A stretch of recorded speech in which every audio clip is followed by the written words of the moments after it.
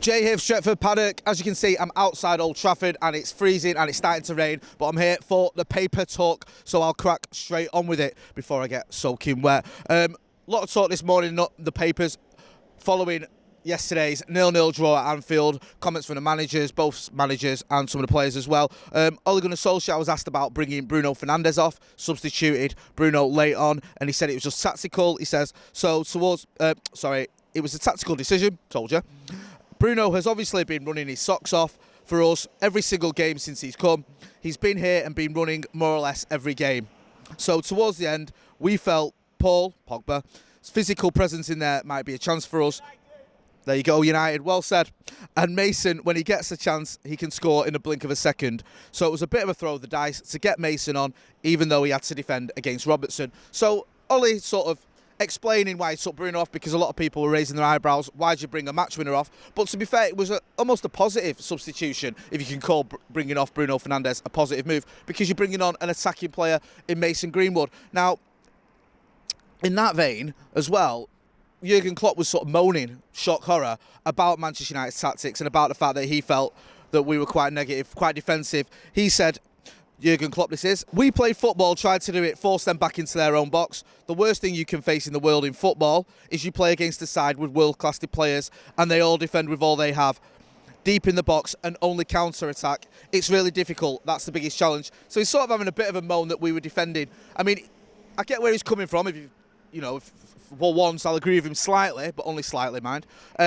That United did defend for much of the game. There's no denying that. But you'd expect that. This is Liverpool at Anfield. This is also Liverpool side who aren't in a great run. They needed a win yesterday more than United did. United stayed top of the league. Liverpool had drawn against West Brom, drawn against Newcastle, lost to Southampton, weren't in a great run at all. I think I'm missing someone else as well I think they might have drawn with. But not a great run for them.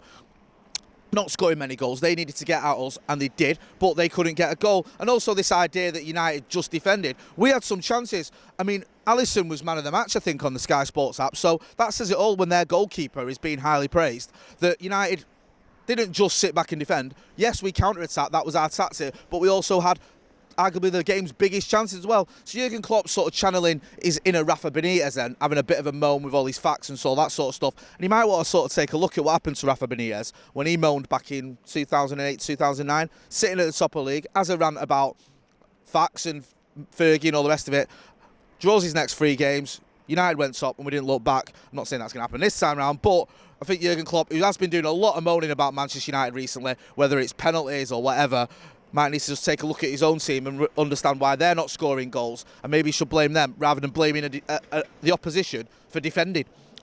One player as well that's been spoken about a lot this morning was Luke Shaw. Had a very good game yesterday, was the Manchester United man of the match. Ollie was asked about that. He's asked whether Alex Tellers' arrival has helped us spur Shaw on.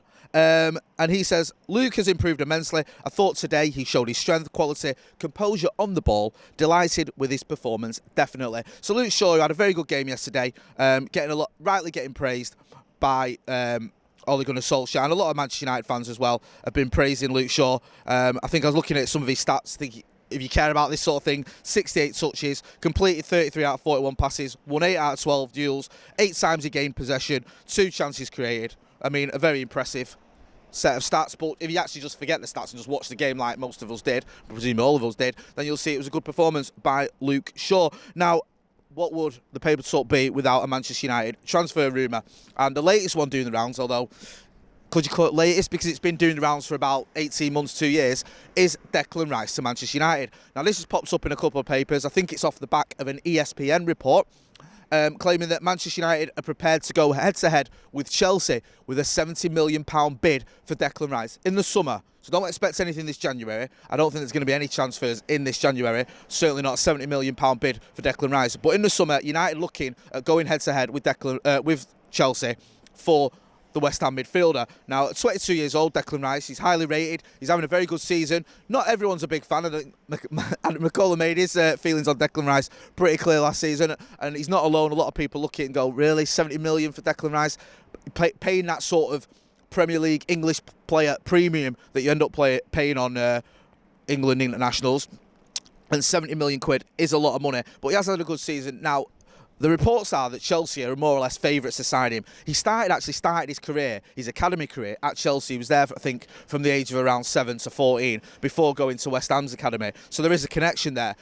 Chelsea do like to spend money. They spent an absolute fortune in the summer and it's not really worked. They're still sort of struggling. They've not mounted a title challenge, which is what everyone expected. And Frank Lampard is under a little bit of pressure. That win they got recently over the mighty Fulham has done him all sorts of favours. So it looks like Manchester United could be going head-to-head with Chelsea, but you'd expect Chelsea to be favourites there and to probably get him, because I think Chelsea will go again in the summer. They will spend big because that's what Chelsea do. And as I've said earlier, they are struggling this season, so they're going to need to spend more money in the summer. Now, one thing that may affect this deal is whether either club is in the Champions League. You'd fancy Manchester United to be in the Champions League the way we've been playing this season. It'd be a massive disappointment if we didn't end up in the top four, but it's not set in stone. It's certainly not set in stone that Chelsea will be in the Champions League. That's one that you could keep an eye on, because if Chelsea aren't in the Champions League, maybe that will affect Declan Rice's decision, if indeed we do definitely want him, because this is paper talk, as the title says.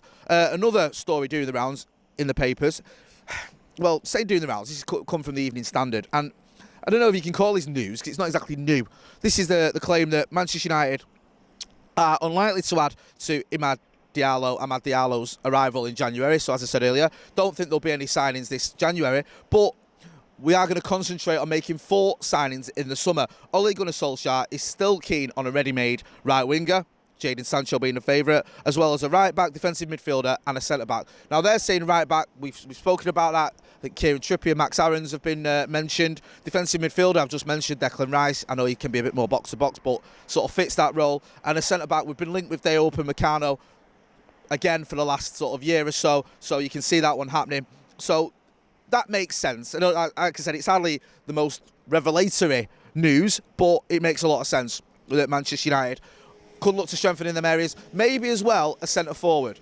That's been touted as a position that Ole Gunnar Solskjaer has been looking at. But I would expect to see a lot of transfer activity in the summer from Manchester United, with at least 4 signings coming in. That's what most reporters and most journalists that you rely upon are telling us. So that story, again, not exactly new news, but it makes a lot of sense. And just finally, one story that's doing rounds as well is Jesse Lingard in the outgoings. Now, we spoke about this previously. Me and Joe Smith were talking about this on the live update, Stretford Paddock Live midweek. Jesse Lingard was linked with a move to Sheffield United, and it looked like that wasn't going to happen. A low move, because Sheffield United are struggling right at the foot of the table. I think they're 11 points adrift of safety.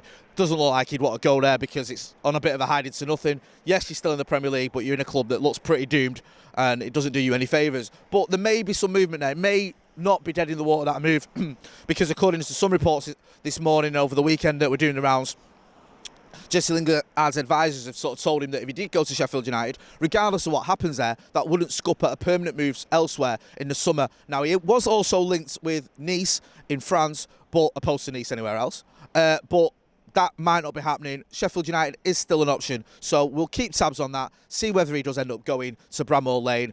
It looks like he's going to end up going somewhere, and it'd probably be best all round if he went in January, at least on loan, because he's not getting much football at Manchester United, and it is a bit of a shame, I feel. A big fan of Jesse Lingard, been a good servant at the club. I know he's not had a great time of it over the last year or so, but we look at his record, goals in cup finals, 2 goals in cup finals.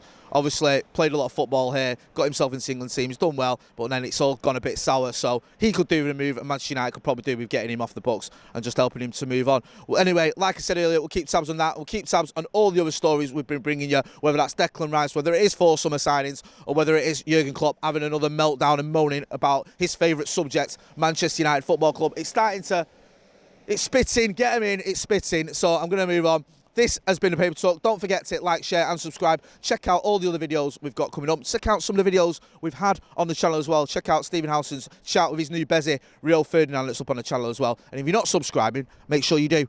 Thanks for watching.